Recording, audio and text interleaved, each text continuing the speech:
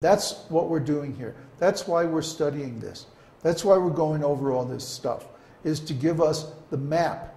So just like if somebody wants to go on vacation, they look at the map and they say, oh, this looks like a nice place, you know, right by the beach or up in the mountains or wherever it is they want to go.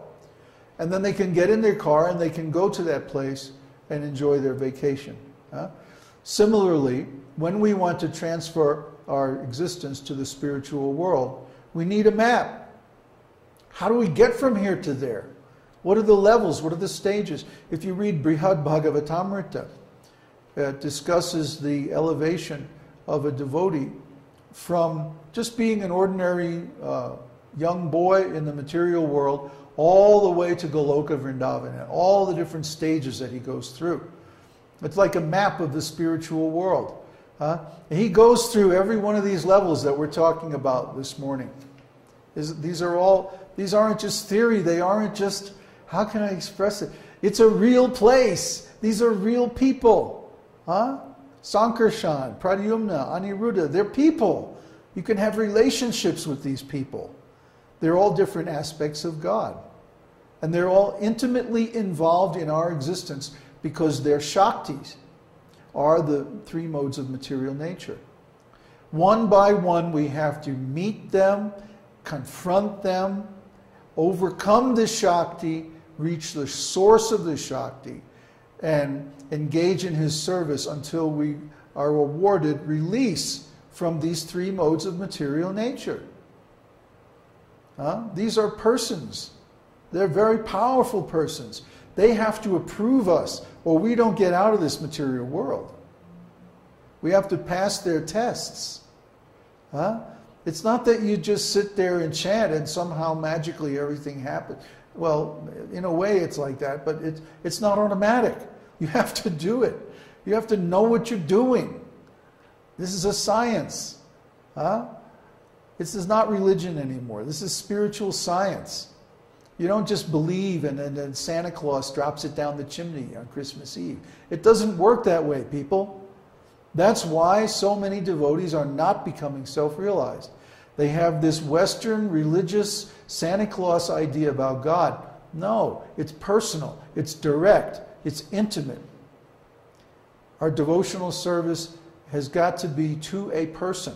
So we have to know who these persons are, what their relationships are. It has to be real. Is there another question? From Florida.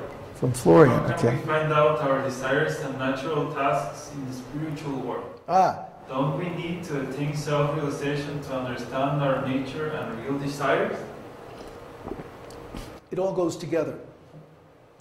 It all goes together. It's just like, let's say I decide I'm going to learn music. What instrument do I learn? Or what style of music do I learn? Well, there are a number of factors. First of all, there's my own desire. Then there's the teachers that are available and their level of knowledge and realization and their desires. And then there's the scriptures and the incarnations in our neighborhood of the universe and their needs and their desires. So all these factors go together. For example, well, I'll give an example from my own life. When I started learning music, first of all, we had a piano at home. I used to bang on the piano. I don't know how my parents could stand it. It must have been horrible. This little kid banging on the piano and singing. Ah! I was only 2 or 3 years old. But then later on, I started singing in church. And at some point I said, okay, I want to be in the band. And I thought I wanted to play the clarinet. I'm kind of a clarinet kind of guy, you know. That's what I thought. But guess what? There was no room in the clarinet class. Where was there room? In the flute class. So there I started studying the flute. Even though my desire was to play the clarinet, I didn't know anything really. I had no experience. I just had an idea.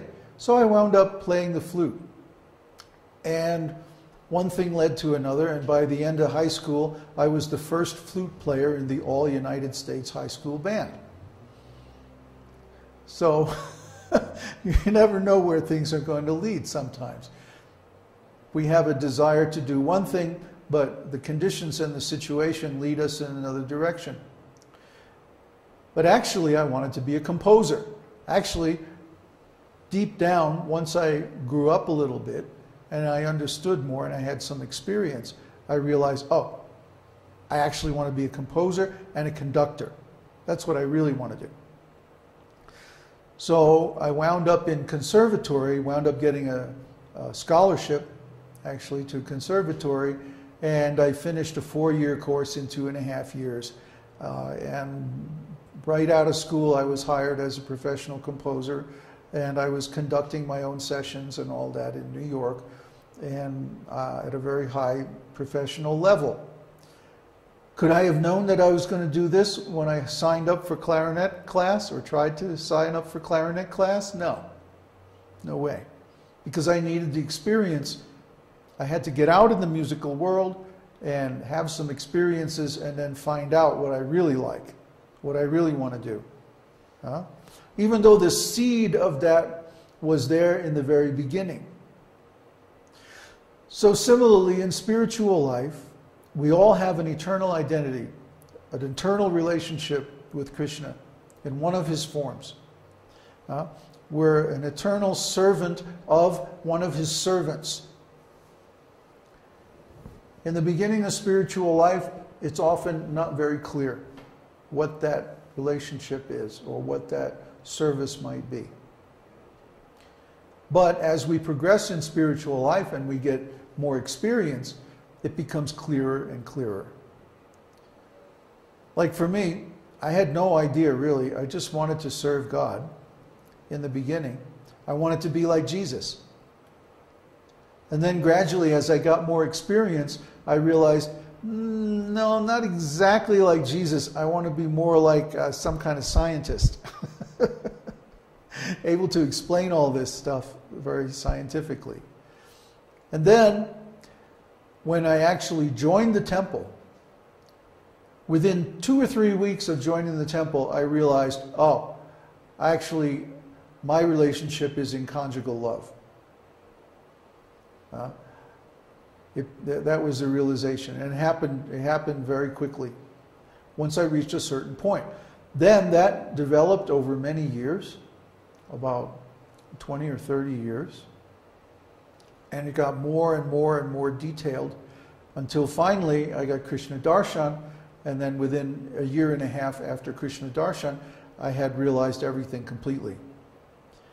But it's a gradual process. It's like any kind of learning process. In the beginning, you don't know exactly what you want. You know, I suppose some people do. But actually, I feel sorry for people like that. You know, the kind of people who say when they're 6 years old, I want to be a doctor. And then they put themselves through college and medical school, and, you know, 25 years later, they're a doctor. You know, of course, these days you have to choose a specialty and all that. But I mean, in general, there are some people who know what they want to be very early in life, and then they go ahead and do that. But like I said, I feel a little sorry for them because it's like they're becoming crystallized. It's like they're freezing. I want to be this. I want to do that. And then even though they gain more experience and more knowledge as they get older, they don't really change, or they don't really evolve that idea very much. That indicates to me a lack of imagination, a lack of an intelligence, and a lack of personal growth. Because I know from my own experience that my idea of spiritual life, or even material life for that matter, wasn't very detailed. It wasn't very accurate. In the beginning, it was only approximate, very approximate. But as I gained more knowledge and more experience, it became more and more specific, more and more detailed, until finally, after almost 50 years of study and practice, I got exactly the destination I want to attain in my next life, or I should say eternally. So, yeah, in the beginning, we have a very rough idea, but then we make that idea more and more specific as we learn what's there in the spiritual world. And how do I feel about it? It's not external, it's internal. Everything spiritual is internal.